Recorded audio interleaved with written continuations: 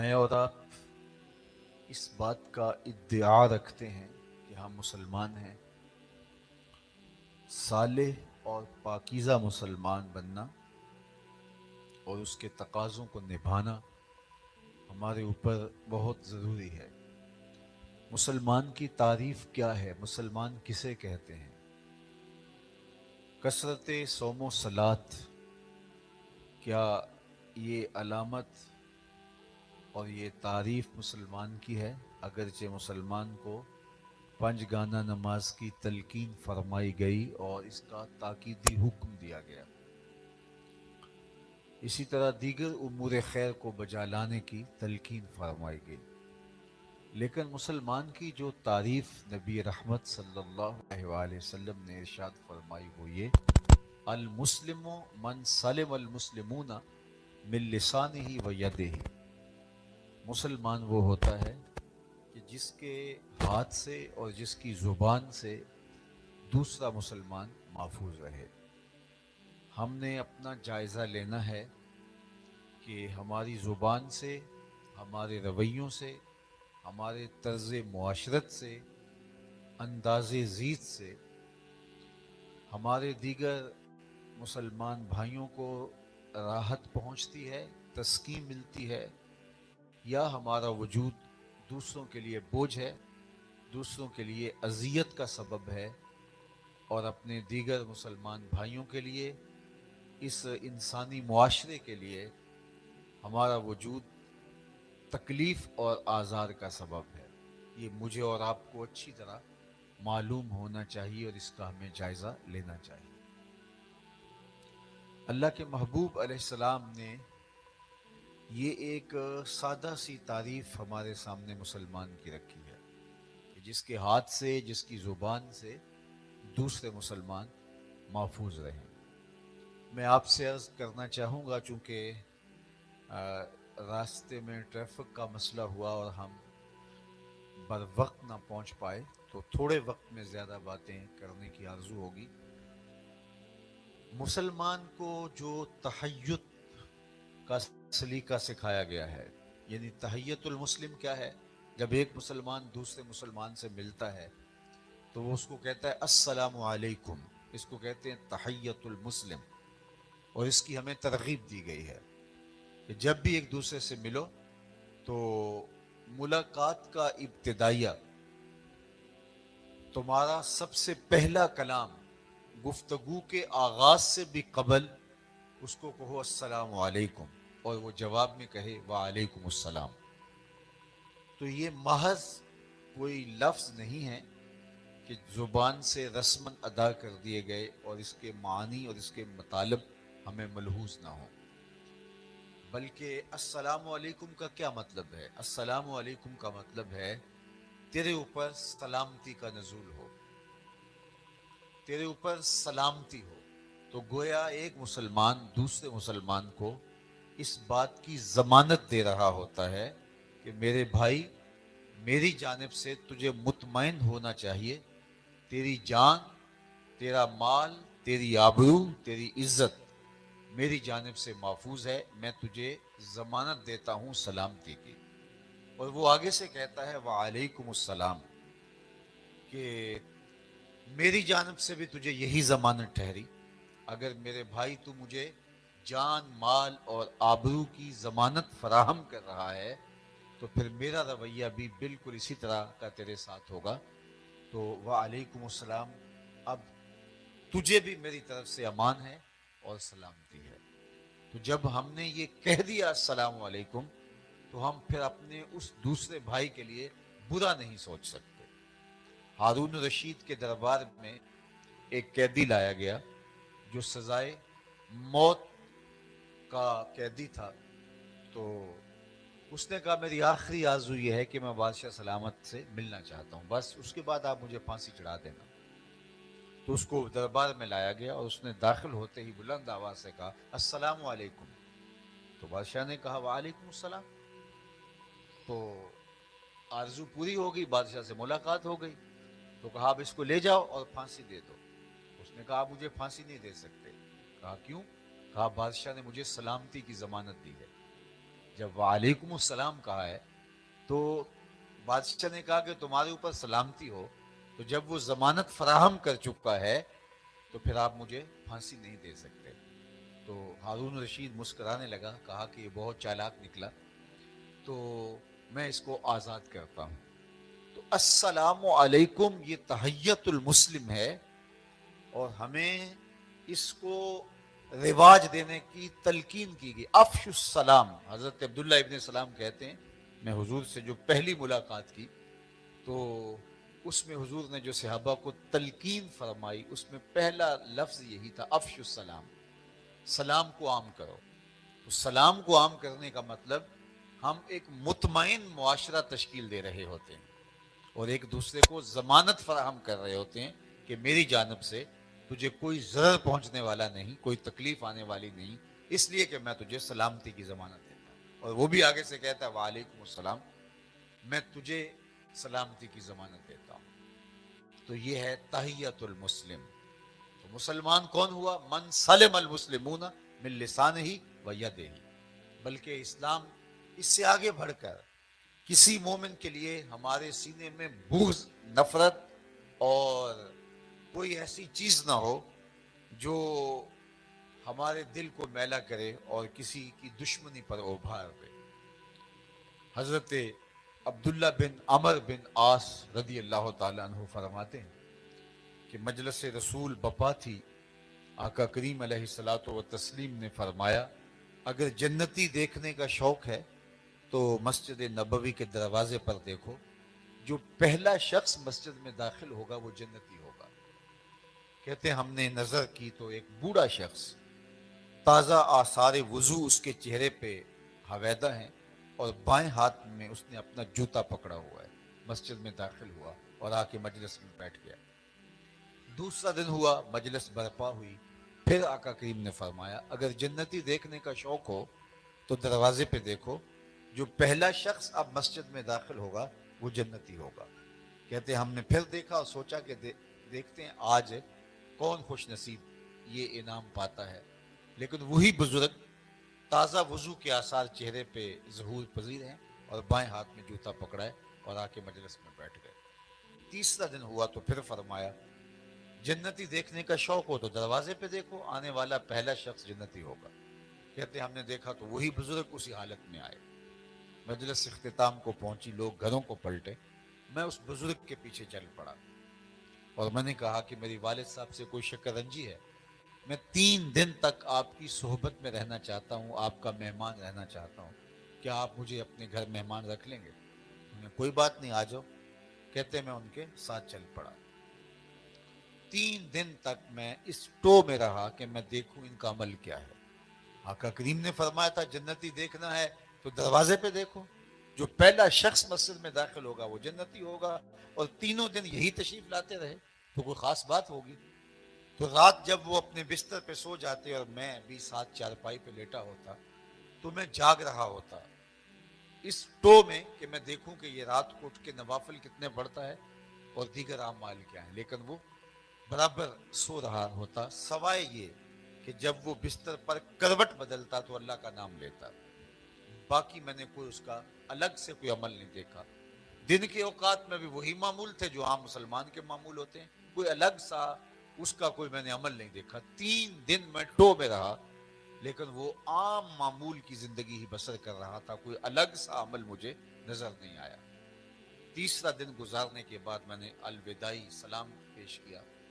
میں نے کہا کہ میں 3 دن یہاں اس لیے گزارے تھے کہ میں دیکھنا چاہتا تھا کہ آپ کے اعمال کیا ہیں، چونکہ اللہ کے محبوب علیہ السلام نے یہ فرمایا تھا، اور آپ 3 دن تک آتے رہے، لیکن مجھے 3 دن تک کوئی ایسی بات نہیں ملی جس کے بارے میں کہوں کہ ہاں یہ عمل ہے جس کا مجھے بھی تتبع کرنا چاہیے۔ وہ جو اعمال ہیں وہ تقریباً سب میں پائے جاتے ہیں۔ تو وہ کہنے لگے کہ اے عبداللہ بن عمر، اگر تم اور دن بھی رہو تو تمہیں دیکھنے کو کچھ نہ ملے، یہی میرے معمول ہیں جو تم نے دیکھے، میں نے تم سے کوئی عمل چھپایا نہیں، لیکن ایک میرا عمل ایسا ہے جو تم دیکھ نہیں سکے، اور اگر تم اور بھی رہو تو نہ دیکھ پاؤ گے۔ تو کہتے میرے قدم رک گئے اور میں نے اس بزرگ سے پوچھا کہ وہ کون سا عمل ہے؟ تو انہوں نے میری جانب دیکھا اور پھر اپنے سینے پہ ہاتھ رکھ کے کہا کہ یہ جو میرے سینے میں رکھا ہوا دل ہے نا، اس میں کسی مومن کا بغض نہیں ہے، یہ وہ عمل ہے جو تم دیکھ نہیں پائے۔ تو جنت میں داخلے کا سبب دل کا شفاف ہونا ہے۔ اور میں جنت میں وہ لوگ جائیں گے جن کے دل چڑیوں کی طرح ہوں گے، پرندوں کی طرح ہوں گے، ایک دوسرے سے بغض اور دشمنی اور نفرت نہیں رکھیں گے۔ آج کی تاریخ میں اور آپ اپنے سینوں میں اتنی نفرتیں، اتنے بغض رکھے ہوئے ہیں کہ کسی شخص کو کسی کے بارے میں پوچھ کے دیکھ لو تو وہ اس قدر بغض و عناد سے بھری ہوئی باتیں کرے گا کہ اللہ یعز باللہ۔ ہم بیمار ہیں، ہم پریشان ہیں، ہم دکھی ہیں لوگوں کی وجہ سے۔ ہمارے دکھ اپنے نہیں ہیں، یہ ہمیں میسر ہے نہیں ہے، فلاں کو کوئی میسر ہے۔ تو آج کی تاریخ میں ہم دوسروں کے حسد میں، دوسروں کے بغض میں، دوسروں کی دشمنی میں، کسی کی خوشیوں کو دیکھ کے دکھی ہیں۔ ہمارا دکھ یہ نہیں کہ ہمیں کوئی دکھ ہے، ہمارا دکھ یہ ہے کہ وہ کیوں خوش ہے۔ ہمارا مسئلہ یہ نہیں ہے کہ یہ چیز ہمارے پاس کیوں نہیں ہے، ہمارا مسئلہ یہ ہے کہ یہ چیز فلاں کے پاس کیوں ہے۔ تو یہ وہ چیز ہے جس نے ہماری زندگی کو جیرن کر دیا۔ اس کا مادی نقصان تو ہے، جس سے طبیعت میں گھٹن ہے، ہر وقت بے چینی ہے، اضطراب ہے۔ اس کا روحانی نقصان کیا ہے؟ جنت سے محرومی۔ جنت میں وہ لوگ جائیں گے جن کے دل چڑیوں کی طرح ہوں گے، جنت میں وہ لوگ جائیں گے جن کے دل پاکیزہ ہوں گے، جن کے دل نفرت سے خالی ہوں گے۔ قد افلح من تزکا وذکر اسم ربہ فصلی، فرمایا کامیاب وہ ہوا جس نے من کو ستھرا کر لیا، جس نے اندر کی صفائی کی۔ ہمارا سارا زور باہر کی صفائی پر ہے، مسواک بھی کریں گے، اچھی سے اچھی خوشبو بھی لگائیں گے، عالی نصب لباس بھی پہنیں گے، اور ہمارے جوتوں سے لے کر کے پگڑی تک ایک ایک چیز بہت خوبصورت ہوگی، اور لباس پہ ایک سلوٹ بھی گوارا نہیں کریں گے، لیکن اندر میل کچیل جمع ہوگا۔ باہر کو مل مل کے دھوئیں گے لیکن اندر میلا ہی رہے گا۔ جبکہ باہو علیہ رحمہ نے کہا تھا کہ دل کالے نالوں منہ کالا چنگا، جے کو یہ رمز پچھانے ہو۔ ہمارا سارا زور پیکنگ پہ ہے، جو اندر ہے اس پہ ہماری کبھی توجہ ہی نہیں۔ میاں صاحب نے کہا تھا کہ شیشے اتے کٹا جمیا کندھا چاڑی جاندے، شیشے اتے کٹا جمیا کندھا چاڑی جاندے، جلداں نو اے سانپ کے رکھ دے ورکے پھاڑی جاندے۔ ہماری ساری قوت کوشش پیکنگ کے اوپر ہے، اور اللہ بندوں کے دل دیکھتا ہے۔ وہ بندہ اور بندے کے چہرے کے اوپر بنا ہوا تل نہیں دیکھتا، جب دیکھتا ہے بندے کا دل دیکھتا ہے۔ قربانی کے باب میں فرمایا اللہ تمہاری صورتوں کو نہیں دیکھتا، تمہارے خون کو بہا ہوا وہ تو نالیوں میں بہ گیا، تمہارا گوشت تم خود کھا لیتے ہو قربانیوں کا، کھا لے تم بنارس میں دے دیتے ہو۔ کہا اللہ کو نہ تمہارا گوشت پہنچتا ہے، نہ پوست پہنچتا ہے، نہ تمہارا بہایا ہوا خون پہنچتا ہے، اللہ کو تو تمہارے دل کا تقوی پہنچتا ہے۔ تو وہ ہمارے دل کو ستھرا دیکھنا چاہتا ہے۔ قلب سلیم کے ساتھ کون آتا ہے؟ الا من اتى اللہ بقلب سلیم، قلب سلیم کے ساتھ اس کے حضور کون پیش ہوتا ہے؟ لیکن ہم دل کو میلا رکھتے ہیں، دل کو گندا اور جو ہے وہ الجھا ہوا رکھتے ہیں، لیکن لباس کی ستھرائی پر، لباس کی پاکیزگی پر بہت زیادہ ہم زور دیتے ہیں۔ تو اس لیے ہمیں اس دل کو صاف کرنا ہے، دل کی ستھرائی کی طرف توجہ دینی ہے۔ حضرت رومی نے کہا تھا، جو اقبال کے بھی مرشد ہیں، دل بدست آور کے حج اکبرست، از ہزاراں کعبہ یک دل بہترست، کعبہ بن گاہ خلیل اطہرست، دل گزر گاہ جلیل اکبرست۔ کہا کہ دل کو قابو میں لیا، حج اکبر یہی ہے، ہزار کعبے سے ایک دل بہتر ہے۔ کہا وہ کیسے؟ کہا کعبہ حضرت ابراہیم خلیل کی بنگاہ ہے اور دل رب جلیل کی گزرگاہ ہے۔ اس لیے اس دل کی اصلاح پورے بدن کی اصلاح ہے۔ اور میرے اور آپ کے آقا و مولا، دل و قلب و نگاہ کے مرشد اولین حضور نبی رحمت نے ارشاد فرمایا الا ان فی الجسد مضغہ، اذا صلحت صلح الجسد کلہ واذا فسدت فسد الجسد کلہ الا وہی القلب. انسان کے جسم میں گوشت کا ایک ٹکڑا ہے، جب وہ صحیح ہو جاتا ہے تو پورا جسم صحیح ہو جاتا ہے، اور جب وہ خراب ہو جاتا ہے تو پورا جسم خراب ہو جاتا ہے. تو میں سن لو، گوشت کے اس ٹکڑے کا نام دل ہے.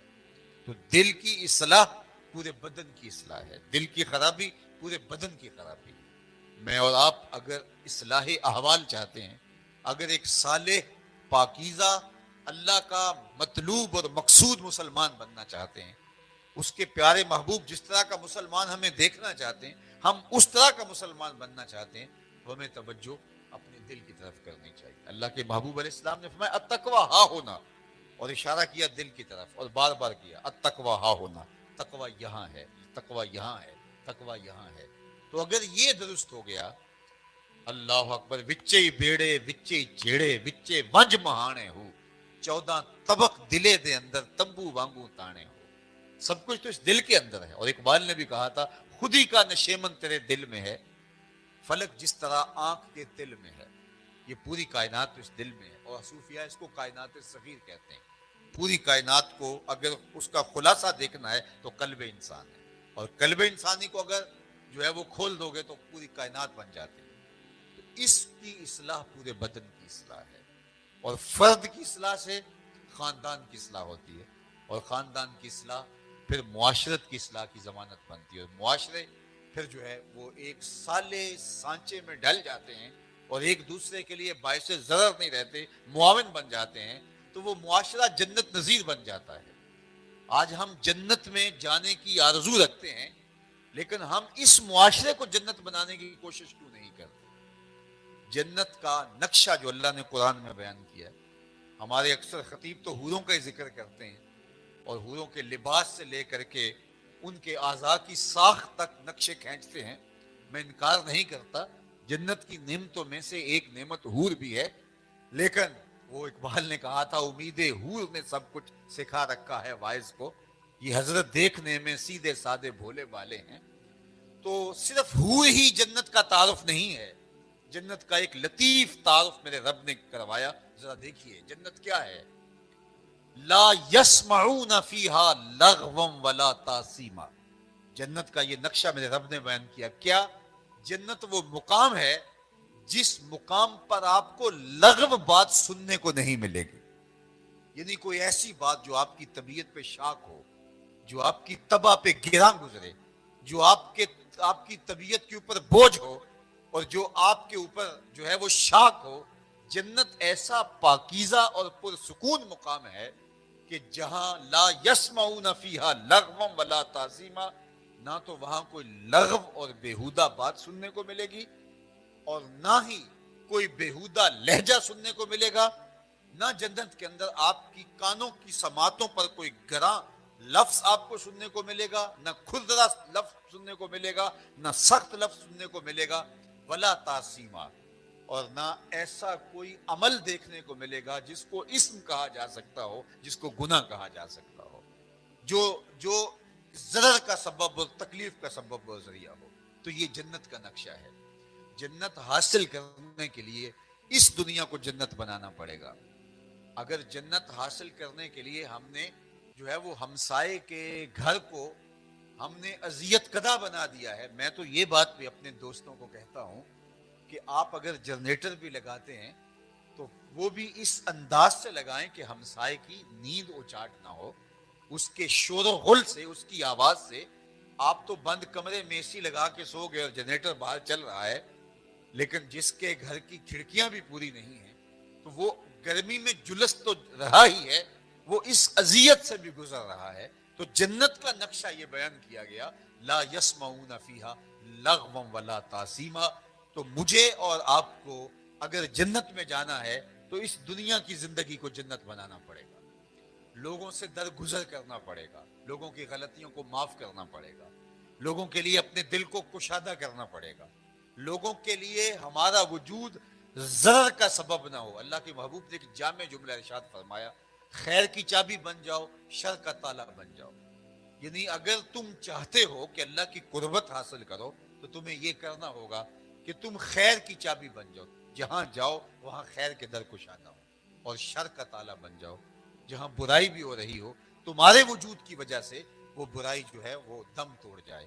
نہ یہ کہ ہمارا وجود شرر کا سبب ہو, ہمارا وجود جو ہے وہ زہر کا سبب ہو, ہمارا وجود برائی کا منبع و مصدر ہو, اور ہم جہاں جائیں وہاں غیبت کا بازار گرم ہو جائے, جہاں ہم جائیں وہاں جو ہے وہ دشمنی ابھرنے لگے, جہاں ہم جائیں وہاں بہتان تراشی کا بازار گرم ہو, جہاں ہم جائیں وہاں نفرت کے بھبوکے پھوٹنے لگ جائیں, تو پھر ہم کیسے مسلمان ہیں؟ ہمارا وجود اللہ کی مخلوق کے لیے راحت کا سبب اور ذریعہ ہو. اور السلام علیکم جو تحیت المسلم ہے وہ ہمیں یہی سکھاتا ہے کہ السلام علیکم, تمہیں اب میری جانب سے پریشان ہونے کی ضرورت نہیں ہے. یہ جب ہم رواج دیں گے تو پھر کیسا ہو سکتا ہے کہ ہم کسی کی آبرو پہ حملہ آور ہو. میں بھی ایک دیہات کا رہنے والا ہوں اور آپ بھی اس دیہات کے رہنے والے ہیں یا اطراف کے بسنے والے ہیں. ہم جب بچے ہوتے تھے تو ہم یہ سنتے تھے کہ گاؤں میں کسی ایک شخص کی بیٹی پورے گاؤں کی بیٹی ہوتی, لیکن یہ قدریں پامال ہو گئیں. اب جس کی بیٹی ہے اسی کی بیٹی ہے, باقی درندے بستے ہیں, وحشی بستے ہیں, اور جو ہے وہ شہوتوں سے بھرے ہوئے ریچھ پنپ رہے ہیں ہمارے گھروں کے اندر. یہ دور موجود فتنے کا دور ہے. آج جو کچھ ہمارے اداروں میں, یونیورسٹیز میں, ہمارے کالجز کے اندر ہو رہا ہے, آئے دن خبریں ہم سن رہے ہوتے ہیں. تو یہ کیا ہے؟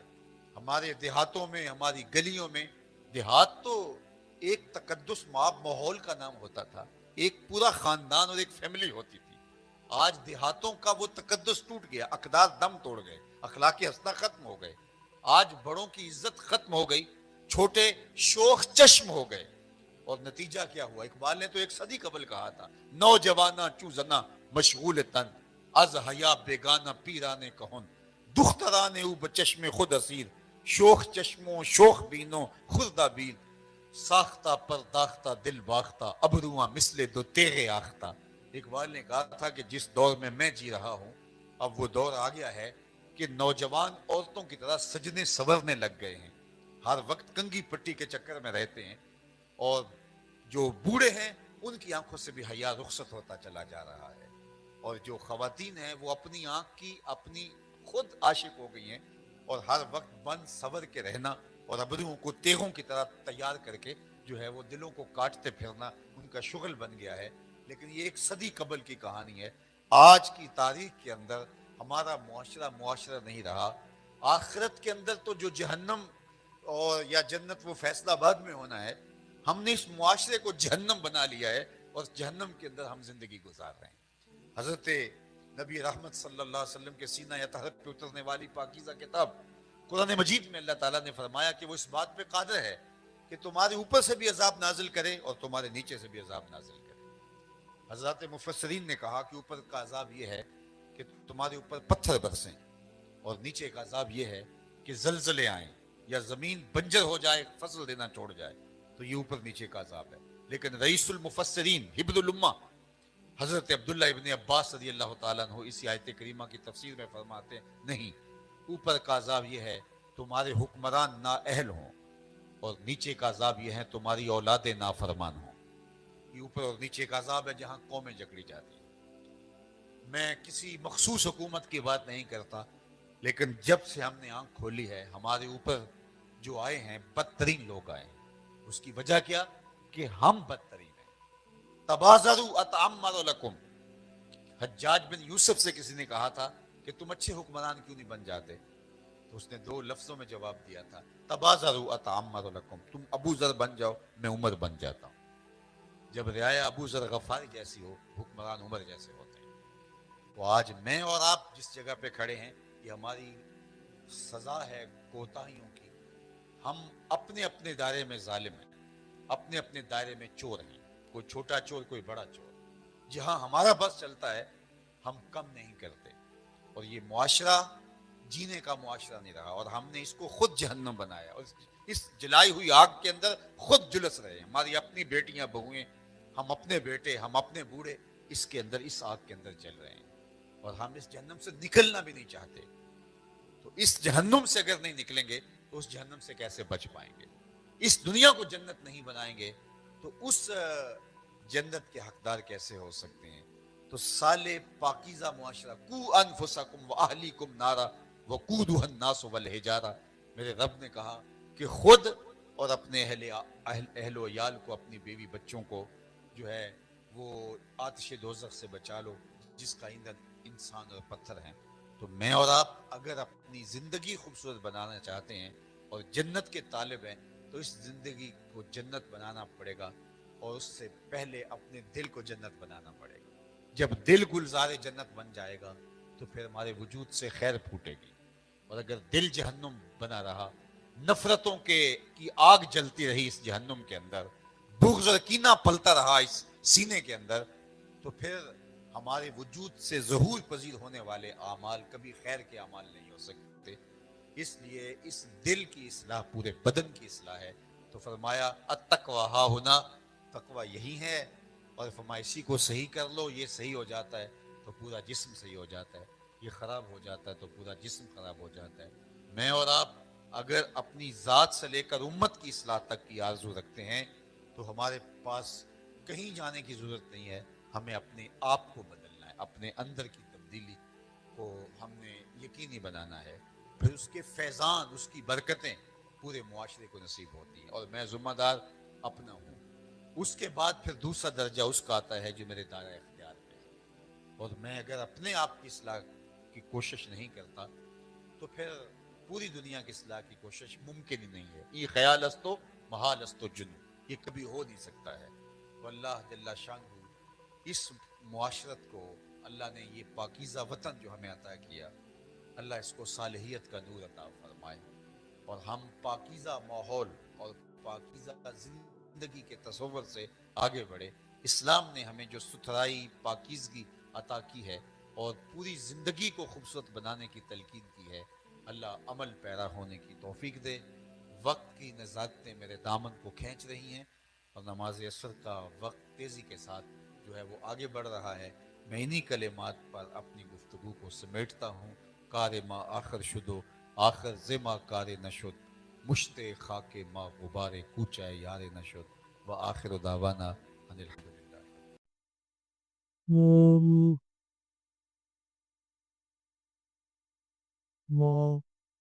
انسان جو اپنے بیٹے کو وصیت کرتا ہے وہ اس کے تجربات کا نچوڑ ہوتی ہے، اور کمال محبت کے ساتھ اس کی سراسر بھلائی مقصود ہوتی ہے، اور باپ وہ وصیت اپنے بیٹے کو کرتا ہے۔ اور یہاں وصیت کرنے سے قبل کتنے پیار بھرے انداز میں، یا بنیا، اے میرے پیارے بیٹے، احفظ انی اربعا و اربعا، میں تمہیں 4 چیزیں بیان کرتا ہوں اور 4 چیزیں اس کے ساتھ جڑی ہوئی ہیں، تو یہ 8 چیزیں تم یاد کر۔ لا یدرک ما عملت معہن، اگر یہ تیرے عمل کا حصہ بن جائیں تمہیں زندگی میں کبھی نقصان نہیں ہوگا۔ زندگی میں تم شر سے بچے رہو گے، برائی سے بچے رہو گے، نقصان سے بچے رہو گے، تمہارا باطن، تمہارا ظاہر اچھا رہے گا اگر ان 4 چیزوں کو 4 چیزوں کے ساتھ جوڑ کر کے اپنے عمل کا حصہ بنا۔ فرمایا ان اغنى الغنى العقل، سب سے بڑا غنا، سب سے بڑی دولت مندی، سب سے بڑی ثروت عقل ہے۔ اگر کسی کو عقل کا رزق دیا گیا ہے تو وہ سب سے بڑا دولت مند۔ اگر اس کے پاس مال و متاع بہت سارے ہیں لیکن بے وقوف ہے تو وہ دولت مندی نہیں ہے۔ وہ اکبر الفقر الغم، اور سب سے بڑا فقر اور سب سے بڑی محتاجی جہالت ہے۔ سب سے بڑی دولت مندی عقل ہے، اور سب سے بڑی غربت، سب سے بڑی غریبی اور سب سے بڑا فقر اور محتاجی بے وقوفی۔ وہ اوحش الوحشت العجب، اور سب سے بڑی وحشت تنہائی عجب ہے، خود پسند، اپنے آپ کو دیکھنا کہ میں بہت کچھ۔ جو شخص اپنے آپ کو دیکھتا رہتا ہے اور وقت اپنے آپ کو ہی لوگوں کے سامنے پیش کرتا رہتا ہے بنا سنوار کے، وہ تنہا ہو جاتا ہے۔ لوگ اس کی ان خوبیوں کا بھی انکار کر دیتے ہیں جو خوبیاں واقعتاً اس کے اندر موجود ہوتی۔ اگر پاؤ ہے تو اپنے آپ کو سیر نہ بتاؤ، لوگ پاؤ کا بھی انکار کرتے ہیں۔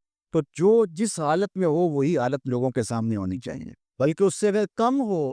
شیخ سعدی نے ایک بڑی خوبصورت بات لکھی کہ تم برے ہو، لوگ تجھے نیک سمجھیں، یہ بری بات ہے، لیکن تم نیک ہو اور لوگ تجھے برا سمجھے تو کوئی فرق نہیں پڑتا، تم اللہ کی نظر میں نیک۔ اس لیے تم اگر سیر ہو اور لوگ تمہیں پاؤ سمجھے تو کوئی فرق نہیں پڑتا، لیکن اگر تم اپنے آپ کو پیش کر رہے ہو تو لوگ تمہاری اس حیثیت کا بھی انکار کر دیں گے جو تمہیں حاصل ہے۔ اکرم الحسب حسن الخلق، سب سے اچھا جو حسب النسب ہے وہ کیا ہے؟ میں فلاں ہوتا ہوں، میں فلاں ہوتا ہوں، میں فلاں کا بیٹا ہوں، فلاں قبیلے سے میرا تعلق ہے، میرا باپ بڑا امیر کبیر تھا، اپنا حسب نامہ اس طرح لوگ پیش کرتے ہیں، مجھے جانتے ہو کہ میں فلاں ابن فلاں ہوں۔ سید علی مرتضیٰ فرماتے ہیں بہترین جو حسب ہے جو آپ پیش کرتے ہیں وہ کیا ہے؟ حسن الخلق، تمہارے اخلاق کیسے، تمہارا خلق گواہی دے گا کہ تم اچھے خاندان کے چشموں چلا، مشکاست کے خود ببوئے نہ کہ عطار پکوئے۔ فارسی کا ایک مقولہ ہے کہ خوشبو وہ ہوتی ہے جو خود بتائے کہ میں خوشبو ہوں، خوشبو بیچنے والا بتاتا پھر ذرا سونگھ کے دیکھیے یہ بڑی اچھی خوشبو ہے، ذرا سونگھیے، کہا یہ بتانے کی ضرورت نہیں۔ حضرت علی المرتضیٰ فرماتے ہیں تمہارے خلق کی خوشبو سے لوگ سمجھ جائیں گے یہ کون ہے، تمہارے اخلاق اتنے اچھے ہوں کہ لوگ پہچان جائے تم کون ہے۔ تو بہترین حسب و نسب کیا ہے؟ اپنے بیٹے حضرت امام حسن رضی اللہ تعالیٰ عنہ کو بتا رہے ہیں، مجھے بتائیے امام حسن سے بہتر نسب اور حسب کس کا ہو سکتا ہے؟ رسول اللہ کی بیٹی کے بیٹے، امام الاولیاء کے فرزند ہیں، رسول اللہ کے نواسے ہیں، بنو ہاشم کے چشم و چراغ ہیں۔ تو انہیں یہ نہیں کہا کہ تم یہ بتاتے پھرنا، بلکہ کہا کہ تمہارا خلق گواہی دے کہ میں محمد کا نواسا ہوں، تمہارے اخلاق گواہی دے کہ میں نے فاطمہ کا دودھ پیا، تمہارا کردار گواہی دے، تمہاری شجاعت گواہی دے کہ تم علی کے فرزند ارجمند ہو۔ اللہ اکبر۔ پھر حضرت علی المرتضیٰ رضی اللہ تعالیٰ عنہ ان چیزوں کو بیان کرنے کے بعد فرماتے ہیں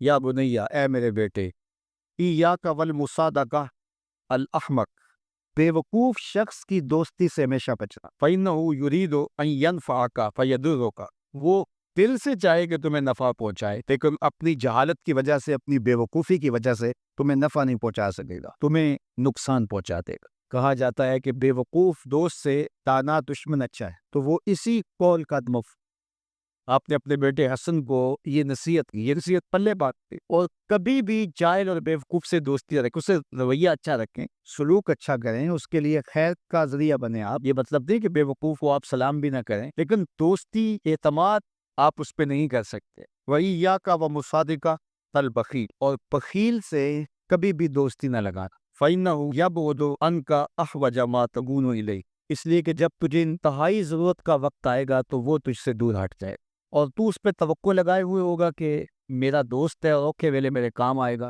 لیکن اوکھے ویلے وہ کام نہیں آئے، تو بخیل سے دوستی کا ربط نہیں رکھنا۔ وَإِيَّاكَ وَمُصَادَقَةَ الْفَاجِرِ، بدکار شخص سے کبھی دوستی نہ رکھ، برے شخص سے کبھی دوستی کا رشتہ نہ جوڑنا۔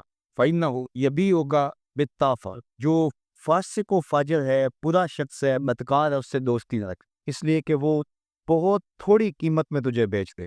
اور آخری بات، وَإِيَّاكَ وَمُصَادَقَةَ الْكَذَّابِ، جھوٹے آدمی سے کبھی دوستی نہ رکھ، فَإِنَّهُ كَالسَّرَابِ يُقَرِّبُ عَلَيْكَ الْبَعِيدَ وَيُبْعِدُ عَلَيْكَ الْقَرِيبَ، وہ بعید کو تجھے قریب دکھائے گا، قریب کو تجھے بعید دکھائے گا۔ جو چیز قریب ہوتی ہے، جو سراب ہوتا ہے تو دور سے پانی دکھائی دیتا ہے، لیکن جب قریب جا کے دیکھتے ہیں تو سراب ہوتا ہے، پانی نہیں ہوتا۔ تو کہا وہ بھی سراب کی طرح ہوتا ہے، کذاب، جھوٹ بولنے والا، جو تجھے وہ نقشہ کھینچے گا جو ہوگا، تجھے وہ چیزیں بتائیں گا جو نفس الامر میں نہیں ہو، اور تو ایک مغالطے میں مانا جائے۔ یہ ہے حضرت سید علی المرتضیٰ رضی اللہ تعالی عنہ کے وہ اقوال نور، جن کی گہرائی، گہرائی اور حکمت سے بھرے ہوئے یہ کلمات سے پھوٹتے ہوئے اجالے ہماری زندگی کو ایک اسلوب سے کہتے ہیں کہ میں حضرت امام زین العابدین کو ملنے گیا۔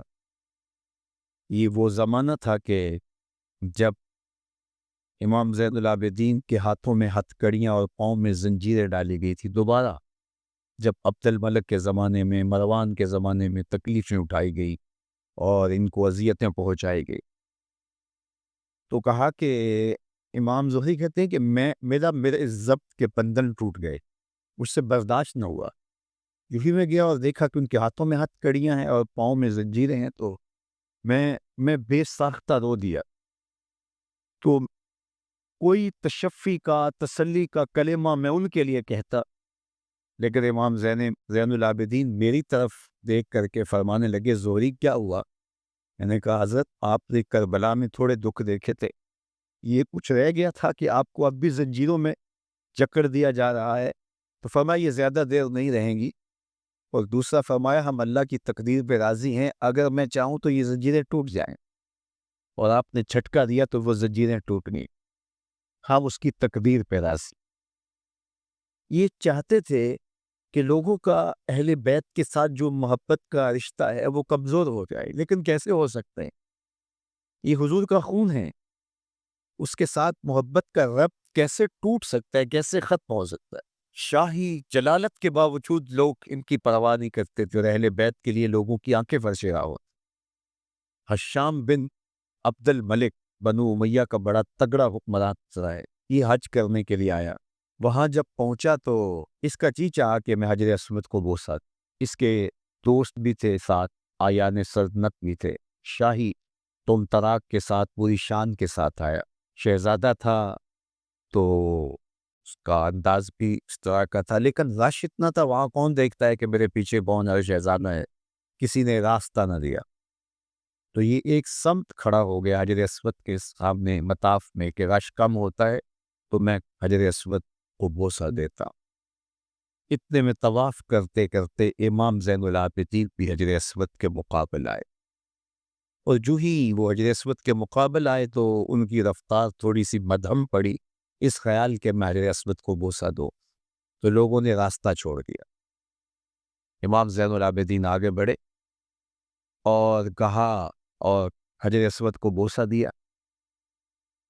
اب اس کو بڑا عجیب لگا اور بڑا حسد کی آگ میں جل گیا کہ میرے لیے کسی نے راستہ نہیں چھوڑا، میں بادشاہ کا شہزادہ ہوں، ولی عہد ہوں، اور اس کے لیے لوگوں نے راستے چھوڑ دیے۔ تو وہ از راہ تحقیر اپنے درباری شاعر فرزدق سے یہ حشام کے ساتھ تھا، تو امام زین العابدین نے جو ہی کعبۃ اللہ کے قریب جا کے حجر اسود کو چوما اور لوگوں نے راستہ چھوڑا، تکریم دی، تو اس نے چل بھن کر کے ابو فراز سے کہا یہ کون ہے؟ حالانکہ یہ جانتا تھا یہ امام زین العابدین، لیکن بعض کا تجاہل عارفانہ کر کے کسی کی اہمیت گھٹائی جاتی کہ یہ کون ہے، تو اس نے کہا یہ کون ہے، تو اس کا مطلب یہی تھا کہ یہ مذمت میں کچھ کہے گا اور میرے دل کو تسکین ہو جائے گی جو زخم پہنچا ہے۔ لیکن فرزدق نے اس جرأت کا مظاہرہ کیا اور اس نے کہا کہ تو نہیں جانتا یہ کون ہے، اس کو تو بطحا کے سنگریزے بھی جان، یہ فاطمہ کا فرزند ہے، یہ حسین کا نور نظر ہے، اس کو تو فرش والے بھی جانتے ہیں، حشام سن، اس کو تو عرش والے بھی جانتے ہیں، اس کو تو آسمان والے بھی جانتے ہیں۔ اور پھر کہا تیرا من ہوا کہنا اس معرفہ کو نکرہ نہیں کر دے گا، تیرا تو جاہل عارفانہ یہ کون ہے، تو کہا تیرا یہ کہنا اس معرفہ کو نکرہ نہیں کر دے گا، یہ کل بھی معرفہ تھا، یہ آج بھی معرفہ۔ اور وہاں کھڑے کھڑے امام زین العابدین کی شان میں ایک لمبا قصیدہ لکھ دیا۔ اسے غصہ آیا کہ میں کیا اس سے پوچھنا چاہ رہا تھا اور یہ شاعر اس کو سمجھنا چاہیے تھا، اور یہ الٹا ان کی شان میں لکھ رہا ہے، تو اس نے قید کروا دیا۔ تو امام زین العابدین کو پتہ چلا تو انہوں نے اشرفیوں کی کچھ تھیلیاں ہدیہ کے طور پہ بھیج۔ فرزدق نے اس کو شکریہ کے ساتھ واپس کیا اور کہا کہ حضرت میں نے یہ قصیدہ اشرفیوں کے لیے نہیں، آپ کے نانا کی شفاعت پہ۔ اللہ اکبر، آپ نے فرمایا کہ میں ہم جس کو دے دے واپس نہیں لیتے۔ تو یہ تھی پذیرائی، اور اس پذیرائی کو ختم کرنے کے لیے کوشش ہوتی رہی، لیکن یہ عزت اہل بیت کرام کو جو دی گئی ہے یہ حضور کی نسبت سے دی گئی ہے، یہ فرزند ہیں، خون ہیں رسول صلی اللہ علیہ وسلم۔ رسول اللہ صلی اللہ علیہ وسلم نے آخری حج کے موقع پر مخاطب کر کے اپنی امت سے کہا اذکرکم اللہ فی اہل بیتی، میں اپنے اہل بیت کے بارے میں تمہیں اللہ سے ڈراتا ہوں، تذکیر کرتا ہوں، نصیحت کرتا ہوں کہ میرے اہل بیت کے معاملے کے اندر تم۔ حضرت جابر رضی اللہ تعالیٰ عنہ فرماتے ہیں کہ رسول کریم صلی اللہ علیہ وآلہ وسلم نے ارشاد فرمایا، اللہ اکبر، دیکھیے کہیں کہا گیا کالا کالا نبی صلی اللہ علیہ وسلم، کہا گیا کالا کالا رسول اللہ صلی اللہ علیہ وسلم، کہیں کہا گیا کالا کالا ابو القاسم صلی اللہ علیہ وسلم، کیسے رنگ ہے۔ حضرت عائشہ بھی روایت کرتی ہیں حضور کی حدیث، تو کبھی نہیں کہتی کہ کالا کالا زوجی، میرے شوہر نے کہا، وہ بھی کہتے ہیں کالا کالا رسول اللہ، میرے رسول نے کہا۔ حضرت عباس روایت کرتے ہیں تو کبھی نہیں کہتے کہ میرے بھتیجے نے کہا، وہ بھی کہتے ہیں کالا کالا رسول اللہ صلی اللہ علیہ وسلم۔ اللہ اکبر۔ حضرت علی روایت کرتے ہیں، حضرت علی حضور کے بھائی لگتے ہیں نا، تو کبھی نہیں کہتے کالا کالا اخی، میرے بھائی نے کہا، وہ بھی کہتے ہیں کالا کالا رسول اللہ صلی اللہ علیہ وسلم۔ اللہ اکبر، یار رسول کا رشتہ کتنا بڑا رشتہ ہے۔ تو کوئی نہیں کہتا میرے شوہر نے کہا ہے، کوئی نہیں کہتا میرے بھتیجے نے کہا ہے، کوئی نہیں کہتا کہ میرے بھائی نے کہا ہے، سارے کہتے ہیں میرے رسول نے کہا ہے۔ تو یار یہ کتنا بڑا رشتہ ہے، کتنا عظیم رشتہ ہے، تو اس رشتے کے ساتھ فخر ہوتا ہے، ناز ہوتا ہے۔ اللہ اکبر۔ تو یہ کیا کہتے ہیں؟ قال ابو القاسم، اب یہ کہتے ہیں قال رسول اللہ صلی اللہ علیہ وسلم، رسول کریم صلی اللہ علیہ وسلم نے ارشاد فرمایا، اُرِدَتْ عَلَيَّ النَّارُ، میرے اوپر جہنم کو پیش کیا گیا، میں نے جہنم کا ملاحظہ کیا، تو میں نے وہاں ایک عورت کو دیکھا، اس کی ایک بلی تھی، اس بلی کی وجہ سے اس کو میں نے عذاب میں مبتلا دیکھا۔ کیسے بلی کی وجہ سے اس کو عذاب دیا جا رہا تھا؟ اس نے بلی کو باندھا ہوا تھا، قید کیا ہوا تھا، نہ تو اس کو وہ کوئی دودھ دیتی تھی، کوئی اس کو کھانے کے لیے چیز دیتی تھی، اور نہ ہی اس کو چھوڑتی تھی کہ وہ زمین کے کیڑے مکوڑے کھا کے اپنے پیٹ کی آگ بجھا سکے، یہاں تک کہ وہ بلی بھوک کی وجہ سے مر گئی۔ رسول اللہ فرماتے ہیں بلی کی اس مالکہ کو میں نے جہنم کی آگ میں جلستے ہوئے دیکھا۔ اور عمر بن عامر الخزائی، بنو خزاعہ کا شخص عمر، اس کو میں نے دیکھا اپنی انتڑیوں کو جہنم کی آگ میں دھکیل رہا ہے، اس کی انتڑیاں نکلی ہوئی ہیں اور جہنم کی آگ میں گھسیٹتی ہوئی اس کی انتڑیاں جا رہی ہیں۔ یہ پہلا شخص تھا جس نے سائبہ بنائے تھے، جانوروں کے کان چیر دیے اور بتوں کے نام پہ چھوڑ دیے، یعنی سب سے پہلے بت پرستی کا آغاز عرب میں کرنے والا بنو خزاعہ کا عمر بن عامر یہ تھا۔ تو اس کو میں نے حضور نے فرمایا دیکھا کہ یہ جہنم کی آگ میں جلس رہا ہے، کیونکہ اب جتنے بھی لوگ بت پرستی کریں گے ان سب کا گناہ عمر بن عامر کے نامہ اعمال میں درج ہوگا، ان کو بھی گناہ ملے گا جو بت پرستی کرتے ہیں، اور چونکہ ایجاد اس نے کیے تھے، بت اس نے بنائے تھے، تراشے اس نے تھے، پھر اس کے بعد اس نے جانور بتوں کے نام پہ چھوڑے تھے، چڑھاوے چڑھانے کا انداز اختیار کیا تھا، لہٰذا اس کو جو ہے وہ گناہ پہنچتا رہے گا۔ تو کہا میں نے اس کو عذاب میں مبتلا دیکھا۔ تو اگر خیر کی بنیاد رکھو گے نیکیاں ملتی رہیں گی، کھاتے کبھی بھی کلوز نہیں ہوں گے، اور اگر برائی کی بنیاد رکھو گے قیامت تک اس برائی پر جو عمل کرتے رہیں گے اس کا گناہ بھی کھاتے میں پڑتا رہے گا۔ اللہ اکبر۔ تو ہمیں اچھائی کی طرح ڈالنی چاہیے، نیکی کی طرح ڈالنی چاہیے۔ آقا کریم علیہ الصلوۃ والسلام نے ایک موقع پر فنڈ مانگا تو ایک شخص نے اٹھ کر کے پیش کیا، تو جب اس نے پیش کیا تو اس کے دیکھا دیکھی دوسرے بھی کھڑے ہو گئے، دوسرے بھی پیش کرنے لگے، بعض کا سارے خاموش ہوتے ہیں، کوئی ہمت نہیں کرتا، تو ایک کھڑا ہوا تو اس کو دیکھ کے دوسرے بھی کھڑے ہو گئے۔ تب حضور نے فرمایا تھا من سنّا فی الاسلام سنتن حسنتن فلہ اجرھا، جس نے اسلام میں کوئی اچھا طریقہ رائج کیا اس کو اس کا اجر ملے گا، اور پھر اس کی دیکھا دیکھی جس نے بھی کوئی اچھا کام کیا اس کا اجر بھی اس کے اجر کی کمی کے بغیر اس کے کھاتے میں بھی داخل ہوتا رہے۔ اس لیے نیک، اور میں کئی لوگوں کو جانتا ہوں کہ جو جمعۃ المبارک کے اجتماع میں، پیر کے اجتماع میں لوگوں کو لے کے آتے رہے، کسی وجہ سے وہ خود نہیں آتے لیکن جن کو لے کے آتے رہے وہ اب بھی آ رہے ہیں، تو وہ اگرچہ نہیں آ رہے اور کچھ فوت بھی ہو گئے ہیں، تو جو جن کو لے کر آئے ان کے کھاتے کا ثواب ان کے نامہ اعمال کے کھاتے میں بھی درج ہوتا رہے گا۔ تو اس لیے اچھائی کی طرح ڈالو، نیکی کی طرح ڈالو، اچھائی کی طرف جاؤ۔ اسلام پاکیزگی کا دین ہے، اسلام طہارت کا دین ہے، اسلام اپنے ماننے والوں کو پاکیزہ اور صاف ستھرا دیکھنا چاہتا ہے، اور اس کے لیے ہمیں نظام کیا دیا گیا۔ رسول کریم صلی اللہ علیہ وآلہ وسلم نے اسلام کا خوبصورت چہرہ پیش کرتے ہوئے ارشاد فرمایا الطہور شطر الایمان، طہارت آدھا دین ہے، آدھا ایمان ہے۔ مسجد میں ایک شخص حاضر ہوا تو اس کے بال بکھرے ہوئے تھے، پراگندہ صورت تھی، تو حضور نے فرمایا اسے نکال دو باہر۔ راوی کہتا ہے حضور کی مراد یہ تھی کہ یہ جائے اور اپنے بال سنوار کے آئے، اور وہ گیا اور جا کے اس نے اپنے بال سنوارے اور پھر آیا، کیونکہ میرے حضور نے ارشاد فرمایا من کان لہ شعر فلیکرمہ، جو بال رکھے اس کے اوپر لازم ہے کہ ان کو سنوار کے رکھے۔ بالوں کا سنوارنا کیا ہے کہ ان میں تیل لگایا جائے، ان میں کنگھی کی جائے۔ تو کنگھی کرنے سے جو ہے وہ بال الگ الگ ہوتے ہیں، تو ان کی حالت خراب نہیں ہوتی. بعض کا کنگھی نہ کریں تو بال جڑ جاتے ہیں. تو جڑ جانے سے ایک تو ان کے اندر تعفن پیدا ہو جاتا ہے, اور دوسرا یہ ہوتا ہے کہ آپ جب غسل کرتے ہیں تو ان کے اندر تک پانی نہیں پہنچتا, تو آپ غسل جنابت سے پاک ہی نہیں ہوتے. یہ بعض لوگ بڑی بڑی لمبی لٹیں رکھی ہوتی ہیں اور وہ کمر تک گر رہی ہوتی ہیں اور جڑے ہوئے بال ہوتے ہیں, لوگ کہتے ہیں یہ پہنچا ہوا ہے. ایسا گندا بندہ کیسے پہنچ سکتا ہے؟ اسلام تو دینی صفائی کا ہے, اسلام تو دینی طہارت کا ہے, اسلام تو پاکیزگی کا دین ہے.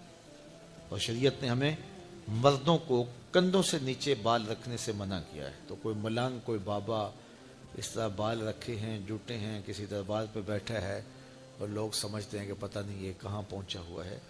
جس کے بالوں کی منڈیاں بنی ہیں اس کا تو غسل واجب بھی نہیں ہوتا. تو اسلام طہارت کا دین ہے, ہمیں پاکیزگی کا درس دیا ہے. لوگوں میں جانے کے لیے اپنے آپ کو خوشبو لگا کر کے اچھے ماحول کے ساتھ لوگوں سے ملو. حضرت انس بن مالک جاتے تھے نا لوگوں میں, تو چونکہ یہ 10 سال حضور کے خادم رہے تو آپ کا لوگ ہاتھ چومتے تھے کہ ان ہاتھوں نے رسول اللہ کو چھوا ہوا ہے. تو حضرت انس اپنے ہاتھ پہ خوشبو لگا کے جایا کرتے تھے. اللہ اکبر. تو اس طرح مسجد کے اندر لہسن کھا کے آنے سے, پیاز کھا کر کے آنے سے, وہ چیزیں جن میں بدبو ہوتی ہے ان کے کھا کر آنے سے روکا گیا ہے. کیوں؟ اس لیے کہ ساتھ والے بیٹھے شخص کو کوئی تکلیف نہ پہنچے.